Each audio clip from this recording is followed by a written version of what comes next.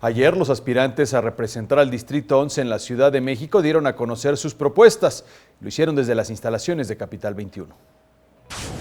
Los 6 candidatos contendientes por el Distrito número 11, que incluye las delegaciones Iztacalco y Venustiano Carranza, debatieron el tema desarrollo sustentable con los subtemas seguridad pública, servicios públicos y movilidad. Y Manuel Cruz, del Partido Revolucionario Institucional, con un mensaje incluyente, se dirigió al electorado. Dijo que no se puede entender el desarrollo sustentable sin servicios públicos.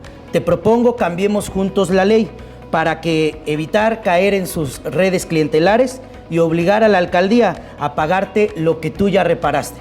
En su intervención, Ricardo Flores, del Partido Nueva Alianza, aseguró que de enero a julio de 2017 se registraron 125 ejecuciones en la delegación Venustiano Carranza. Para proporcionarte mayor seguridad, instalaremos cámaras de vigilancia con reconocimiento facial y localización GPS. Propondré impulsar el programa de sistema de formación policial para tener policías mejor preparados. La candidata Lourdes Paz explicó que el desarrollo sustentable es un tema transversal y como tal se debe atender. Podemos empezar con la ley de austeridad. Morena, como partido, promoverá que se normen todas las determinaciones del presupuesto y el ejercicio del gasto público, de la jefatura de gobierno, de las alcaldías y de los órganos descentralizados. El representante del Partido Humanista, Antonio Sea, se comprometió a legislar por una educación interactiva para crear un vínculo entre los alumnos y su entorno.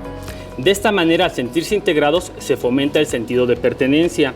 Así, por cultura, tendremos mejores ciudadanos y un mejor futuro, uno más humanista.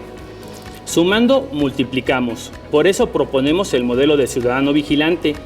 Por su parte, Ismael Figueroa, de la Coalición por la Ciudad de México al Frente, está dispuesto a impulsar primero la economía. Tenemos que activar la economía, tenemos que activar la visión para que tengamos más oportunidades de trabajo. Carmen Aguilar, del Partido Ecologista de México, se refirió a la solución del abasto de agua en este distrito como algo urgente. Lo que nosotros como Partido Verde estamos proponiendo es reutilizar el agua, sobre todo la que viene del sistema pluvial.